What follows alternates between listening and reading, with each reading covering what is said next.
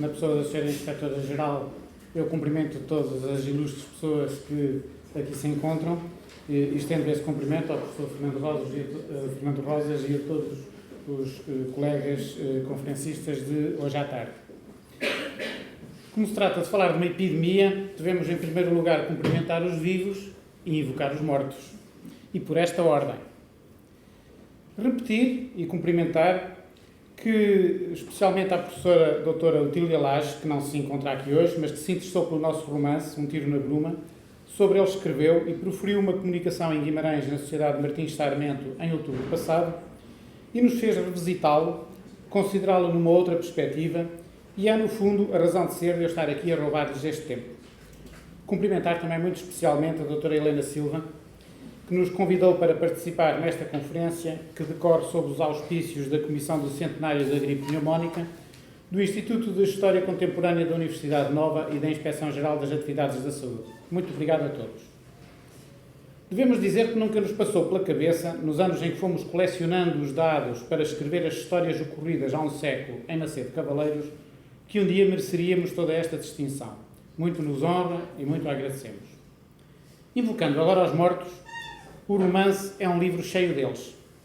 Dizemos isso porque não se trata de uma história de personagens inventados, mas, na sua maioria, da vida de pessoas que existiram e que tentámos captar na sua aventura, procurando viver entre elas nos momentos em que criámos o enredo, letra a letra, tecendo-o no espaço temporal e físico do seu desenrolar. A começar pela vida do Dr. Amadeu Cardoso, um dos personagens principais do livro, nosso avô, que nós não chegámos a conhecer pessoalmente porque ele morreu em 1946, 12 anos antes de eu ter nascido, e de todo o seu ambiente familiar, a sua circunstância pessoal, as suas relações sociais, a conjuntura nacional e internacional, etc. Este meu avô foi uma figura muito controversa na família porque ele era republicano e casou numa família de monárquicos. E, portanto, como ele morreu primeiro do que a minha avó, as histórias que sobreviveram foram as que foram contadas pelo lado dos sobreviventes. O mesmo é dizer que uma guerra, quando é contada só pelo lado dos vencedores. E, portanto, ficou assim uma memória dele um bocadinho distorcida em relação à realidade e a dizer, bom, o avô era assim uma pessoa um bocado esquisita, mulherengo e tal, derreteu a fortuna toda da família e tal, e, portanto, nem se falava do avô. Claro que foi a pessoa que mais me interessou estudar, porque ela é aquela de quem ninguém falava na família. E todos aqueles que o rodearam, todos os protagonistas da história de então, parentes legítimos e ilegítimos, elementos sociais da pequena vila, republicanos e monárquicos, tantas pessoas que apenas surgem no livro com o desígnio de nele morrerem. Mas queremos deixar bem frisado pessoas que existiram mesmo de facto. E não foram só as pessoas. Todo o mundo de então morreu nesses idos de 1918 e 19. Todo o mundo que até esses anos chegou nunca mais foi o mesmo a partir daí. Para quem vivesse em Macedo Cavaleiros no outono de 1918 e tivesse o mínimo de conhecimento e informação sobre o que se passava no país e no estrangeiro, não seria difícil acreditar e temer que o mundo então estivesse para acabar mesmo e quase imediatamente. Respirava-se um ar de pré-apocalipse. Uma década atrás tinham assassinado o rei e o príncipe herdeiro. 8 anos antes tinha sido implantada a República em Portugal e o país vivia um período de perseguições religiosas com proibição de algumas práticas, instabilidade política com desarticulação de partes do setor produtivo e de carências alimentares e de toda a ordem. Vivia-se na província um estado de espírito de monarquia sem rei e em Lisboa o de uma anarquia sem lei que lhe bastasse. 4 anos antes, iniciara-se uma guerra terrível com armas inauditas e com inumeráveis mortes, sem horizonte para acabar, já que então, no outono de 1918, na altura do armistício, ambos os lados do conflito se mostravam invencíveis ao longo dos anos. E por isso é que houve um armistício. Entretanto, fora assassinada toda a família imperial russa e uma revolução amedrontava todo o mundo.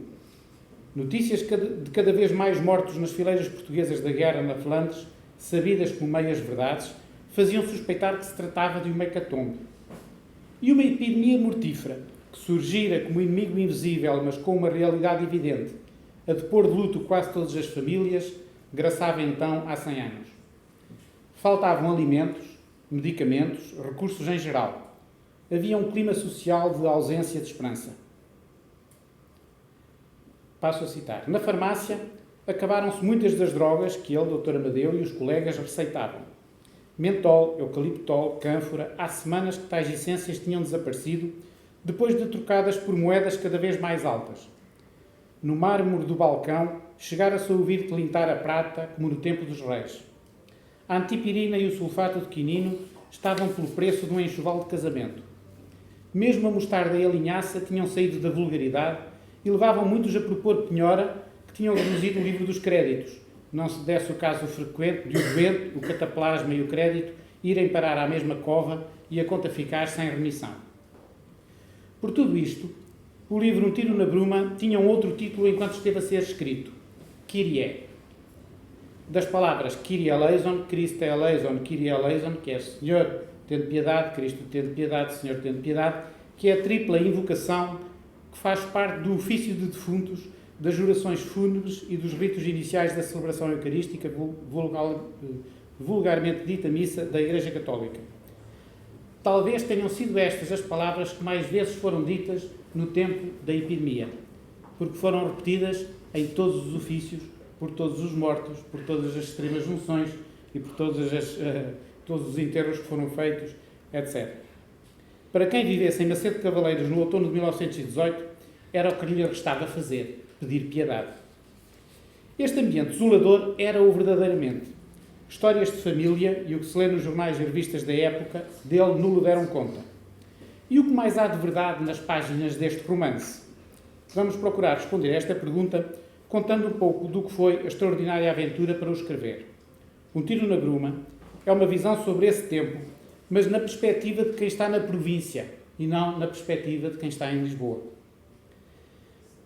A criação literária é um processo de esquecimento e memória, como diz Jorge Luís Borges, e podemos constatar que para quem tentava viajar no tempo e ir até esses anos, como nós, havia que vencer o esquecimento e ir em busca das fontes da memória. E, de facto, notava-se e nota-se que há um enorme esquecimento acerca desta pneumonia e que não é agradável para as pessoas falarem da pneumonia, como já hoje aqui foi referido. Para esta busca, foi relativamente fácil estabelecer uma cronologia, mas foi mais difícil, muito mais difícil, preencher as imagens e captar os sentimentos. Porque as pessoas que começámos por entrevistar davam-me respostas vagas em que adivinhávamos incómodo e dor, ainda dor, memória da dor, sobre a qual se quis estender um manto de esquecimento. Tal terá sido tão extremo e levado a um ponto tal que em algumas aldeias, cujos anciãos sabiam dos mortos e do luto generalizado, nos responderam com o apontar espantoso do local onde tinha havido enterros e que de modo algum era o mesmo que constava nos livros de assentos de óbitos do registro civil. O que nos levou a ter quase a certeza, a que só escavações arqueológicas ou trompológicas poderão talvez um dia responder, de que terão morrido mais pessoas ainda do que as que cientificamente consideramos para o fundo de verdade do nosso romance. Nele só constam os mortos cujo nome ou menção pudemos ler e transcrever dos assentos civis. Mas terá havido mais, talvez porque na época havia ainda quem não cumprisse com a determinação legal do assento civil. Foi o caso do que se passou em Val da Porta ou em Lamas de Pudense, duas aldeias desse concelho. Estão ali enterrados, disseram por mais de uma vez, e logo desviaram a conversa. Para a parte de Um Tiro da Bruma, passada com a epidemia da pneumónica, um pouco mais de 100 páginas nas 285 do livro, o processo foi este. Estabelecemos um calendário das mortes ocorridas, de todas as mortes, com base nos livros do Registro Civil. E a partir daí uma tabela matriz com o seu número, ordenado com os totais por mês e por povoação. Sendo que na povoação, tanto está a vila, sede do concelho, como todas as aldeias do concelho. Fizemos esquemas e apontamentos com a relação familiar entre os mortos. Lemos o relatório de Ricardo Jorge, La Grippe, Rapport préliminaire présenté à la Commission sanitaire des pays alliés, que nos deu todo o enquadramento e que coincide com os dados numéricos da vaga com que a epidemia se desenrolou pela primavera-verão, do seu recrudescimento na vaga mais mortífera de outono. Também a comunicação que Ricardo Jorge fez relativa ao tifo exantemático de 17-19, como aqui já foi referido, em outubro desse ano, porque em contraponto e em pano de fundo nos apercebemos que havia um quadro de tifo e de sarampo com casos ao longo de todos esses anos, a par do da malnutrição e do da pobreza, que que condicionava o acesso aos medicamentos e a uma alimentação suficiente. Lemos jornais, especialmente o Diário de Notícias, revistas como a Ilustração Portuguesa e outras, e apontamentos da época. Procurámos enquadrar, como num puzzle coerente, as histórias de família e outras que nos contaram. Lemos artigos científicos e outros focados na medicina da época em Trás-os-Montes, nomeadamente publicados na revista Brigância e de publicações médicas. Consultámos tratados de medicina e de farmacologia, especialmente os que tinham sido do Dr. Amadeu, e os formulários e vade-mecum que usava na sua prática clínica, sempre acreditando que é lendo que se pode e sabe escrever. Por último, pusemos o Dr. Amadeu a viver tudo isso como se fosse um de nós, tentando percorrer as aldeias e as páginas do livro como se tal estivesse a acontecer pela primeira vez, montando no seu cavalo pardal, tendo os seus hábitos e usando os seus instrumentos. Não raras vezes saímos do registro civil de Macedo, de ler durante horas as grandes páginas de assentos originais, manuscritas na época a tinta permanente com penas de aparo, com a sensação de termos estado mesmo, naquele tempo, atrás de um balcão, munidos de mangas de alpaca, a tomar notas dos nomes dos mortos que um regedor de freguesia nos trouxera em mãos magras e a tossir. Não raras vezes nos emocionámos ao escolher as palavras certas com que procurámos fazer sair do esquecimento a memória dos que tinham morrido. Como quando se verificou a morte de toda a família do chefe da Estação dos Caminhos de Ferro, a de uma indigente anónima de Meilha ou a dos moleiros de Vilarinho da Gruxão. E conto rapidamente o episódio de Vilarinho da Gruxão. O Dr. Amadeu conhecia o moinho. Tinha lá ido uma vez fazer um parto feliz de um bebé roliço a que chamara António. Chegava-se lá como quem chega ao fim do mundo, horas a cavalo, por uma encosta de tombar a um passo em falso, ladeira íngreme para um rio saboroso ou uma hora de estafa e cautelas a partir das arcas. Lá no fundo, passado o aval, ficava um açude de água transparente, onde barbos e bogas pastavam nos calhaus rolados. A seguir, numa volta a que conduzia a levada, o moinho escondido, traves e telhas farinhadas de grande boliço, família feliz pelo primogênito.